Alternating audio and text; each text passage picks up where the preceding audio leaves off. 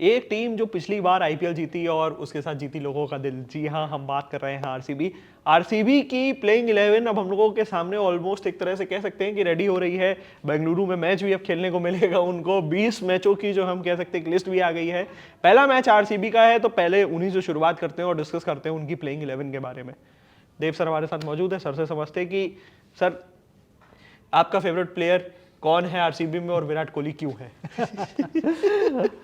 तो Virat Kohli no doubt obviously कोई भी आरसीबी का प्लेइंग 11 या प्लेइंग 12 अगर आप पिक करेंगे तो नंबर 1 नाम आपका विराट कोहली ही आएगा। तो इसमें कोई डाउट नहीं है और होना भी नहीं चाहिए। तो नंबर 1 नाम ऑब्वियसली विराट कोहली होने वाला है। जिस तरह के फॉर्म में वो हैं इंटरनेशनल क्रिकेट में, ऐसा लग रहा है कि वो जो कुछ साल पहले 2016 में जो उन्होंने 900 रन मारे थे आरसीबी के लिए, उस तरह का फॉर्म वो रेप्लिकेट कर सकते हैं इस सीज़न भी। क्योंकि विराट कोहली में भी एक किस्म का डिटर्मिनेशन लग रहा है कि मतलब आरसीबी एक तो पहली बार डिफेंडिंग चैंपियंस बल्कि आईपीएल खेल में वापस आ रही है। तो आईपीएल को back to back IPL title जीतना एक ह्यूज अचीवमेंट हो सकता है। टीम इंडिया ने ये करके दिखाया, back to back T20 world cup के टाइटल जीते। तो आरसीबी मुझे लगता है कि बैक टू बैक टाइटल्स जीतने का कोशिश तो डेफिनेटली करेगी। एंड जिस तरह की उनकी टीम है, मुझे लगता है कि आरसीबी काफ़ी स्ट्रॉन्ग कंटेंडर्स हो सकते हैं अब की बार भी। तो अगर उनके प्लेइंग 11 की बात करें तो विराट कोहली तो नंबर 1 पे रहेंगे ही। तो उनके साथ जो बहुत सक्सेसफुल ओपनिंग कॉम्बिनेशन था इंग्लैंड के फिल सॉल्ट, वो आई थिंक ओपनिंग करने वाले हैं विराट कोहली के साथ। नंबर 3 की अगर बात करूं तो एक नए एंट्री होने वाली है, क्योंकि आईपीएल मिनी ऑक्शन में उन्होंने वेंकटेश अय्यर को खरीद लिया था। वेंकटेश अय्यर हम लोगों ने देखा था, काफी मतलब इंटरेस्टिंग बिड भी रही थी देखने जी, काफ़ी इंटरेस्टिंग बिड थी। और मैं आपको याद दिलाऊं कि वो 2025 में भी वो वेंकटेश अय्यर को लाना चाह रहे थे, लेकिन कोलकाता नाइट राइडर्स ने कोई इतनी बड़ी बिड लगा दी उस टाइम पे। 23 करोड़ के आगे पहुंच गया था वेंकटेश अय्यर के लिए बिड। तो उस टाइम पे तो उनको रुकना पड़ा आरसीबी को। बट अब की बार उन्होंने ये डिसाइड किया है कि ऑब्वियसली वेंकटेश अय्यर इस बार होने चाहिए उनके डेफिनेटली होने चाहिए। 7 करोड़ के ऊपर उन्होंने स्पेंड करके वेंकटेश अय्यर को वो टीम में लाए हैं। इसके अलावा एक और नई एंट्री होगा जो कि आईपीएल 2026 मिनी ऑक्शन के सबसे एक्सपेंसिव प्लेयर्स में से एक कह सकते हैं। तो अगर बात करूं तो नंबर 4 पे उनके जो कैप्टन हैं रजत पाटीदार जी, वो रहने वाले हैं नंबर 4 पे। तो रजत पाटीदार का फॉर्म काफ़ी इंटरेस्टिंग रहा है, काफ़ी अच्छा रहा है। एंड इंटरेस्टिंगली रजत पाटीदार की अगर बात करें तो उन्होंने भी एक अपना करियर जो था एज अ अनकैप्ड प्लेयर शुरू किया था। एंड आरसीबी के साथ ही एंड अनकैप्ड प्लेयर बनके उन्होंने धीरे धीरे अपना विश्वास बनाया इस टीम में। एंड सरप्राइजिंगली उनको कैप्टन बना दिया गया आफ्टर विराट कोहली के बाद। एंड उन्होंने ये फेथ फुली रिपे किया टीम में। आरसीबी में क्या हम लोगों को वो देखने को मिलता है जैसे सीएसके में देखने को मिलता है कि कैप्टन तो है गायकवाड़ साहब, पर कैप्टन और कोई है। तो क्या आरसीबी में ऐसा देखने को मिलता है कि थोड़ा बहुत इस तरह का देखने को मिलता है? क्योंकि ऑब्वियसली अगर आप विराट कोहली या MS धोनी जैसे प्लेयर्स अगर आपके प्लेइंग 11 में हैं तो आप उनके एक्सपीरियंस का फ़ायदा उठाना ही चाहेंगे। सेम अगर बात करूं तो रोहित शर्मा हैं टीम में मुंबई इंडियंस के, उसके साथ तो अब सूर्य कुमार यादव भी हैं। लेकिन इस तरह का मीम्स चल रहे थे सोशल मीडिया पे कि हार्दिक पांड्या एक को भेजेंगे लॉन्ग ऑफ पे, दूसरे को भेजेंगे लॉन्ग ऑन पे। तुम उधर जाओ जरा। तो वर्ल्ड कप से तुम लोगों का जो तुम लोगों ने मेरे साथ कराया है। तो अब रजत पाटीदार वो करेंगे कि नहीं करेंगे, और विराट कोहली को मिड विकेट पे और लॉन्ग ऑन पे भेजेंगे कि नहीं, ये तो हमें देखना पड़ेगा। लेकिन मुझे लगता है रजत पाटीदार विराट कोहली के कैप्टनसी एक्सपीरियंस का काफ़ी फ़ायदा उठाना चाहते हैं, और जो उन्होंने उठाया भी आई थिंक आईपीएल 2025 के सीज़न में।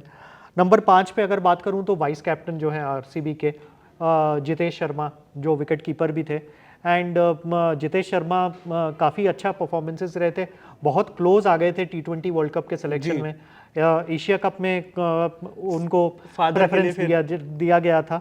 बट ऑब्वियसली ईशान किशन आ गए उनके आगे, तो जितेश शर्मा पैकिंग ऑर्डर में पीछे चले उन्होंने गए। फिर कुछ स्टेटमेंट भी बोला कि फादर को मुझे देखभाल करना ज़्यादा ज़रूरी है, और बिल्कुल उनके फादर की भी तो थोड़ी तबीयत ठीक नहीं थी, तो बट जितेश शर्मा अगर ऑनेस्टली बात करें इंडियन टीम में पैकिंग ऑर्डर में ऑब्वियसली पीछे आ गए हैं, क्योंकि एक तो ईशान किशन का इतना धुआंधार फॉर्म रहा T20 वर्ल्ड कप में वापसी आने के बाद, और उसके बाद अगर बात करें तो बैकअप में अब इनको संजू सैमसन भी मिल गया है, क्योंकि संजू सैमसन भी मतलब रिस्पॉन्सिबिलिटी के साथ खेल रहे हैं और बहुत अच्छे फॉर्म में खेल रहे हैं।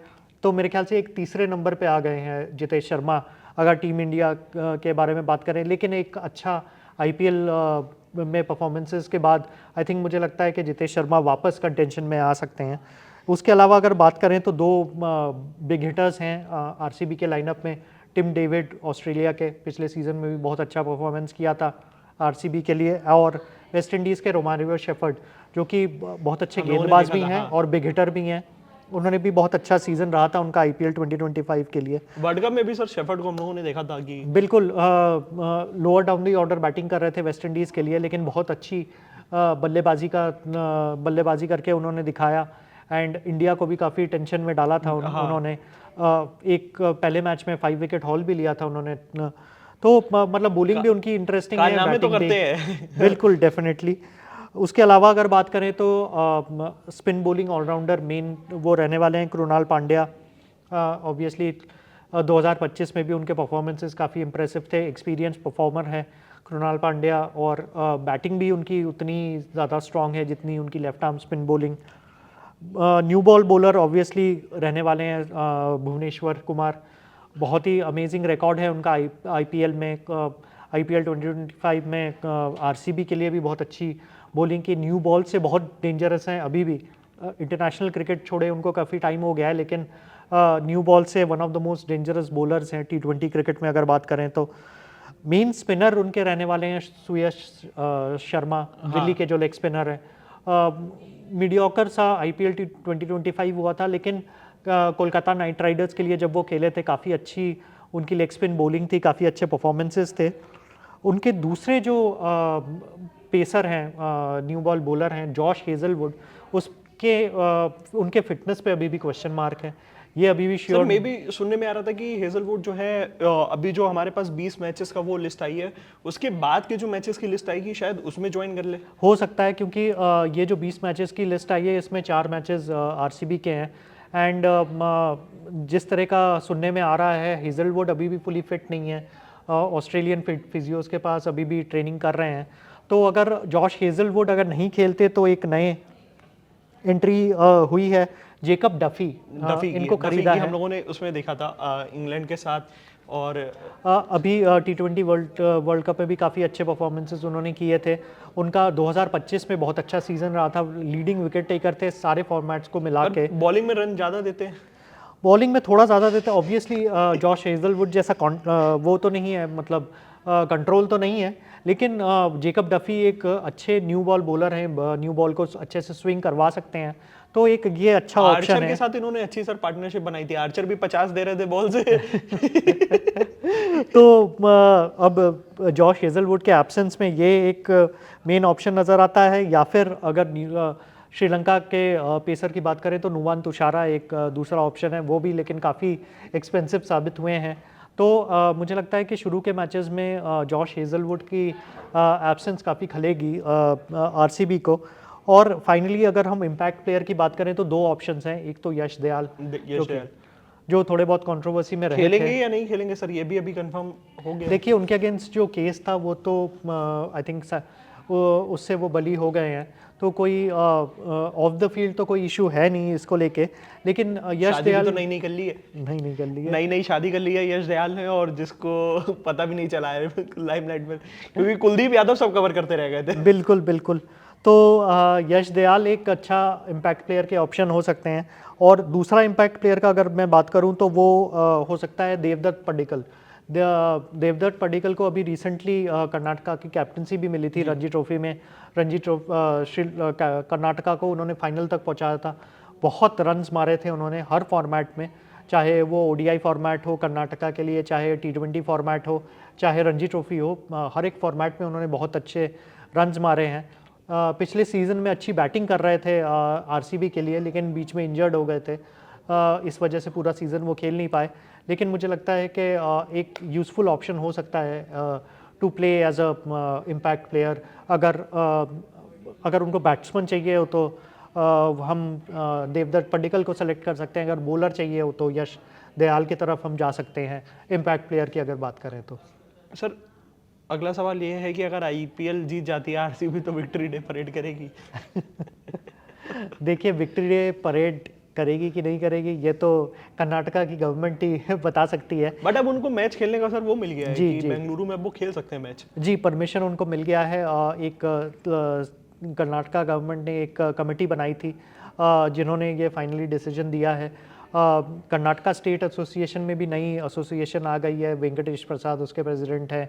और भी फॉर्मर प्लेयर्स हैं कर्नाटका के, फॉर्मर इंडिया प्लेयर्स भी हैं उसमें।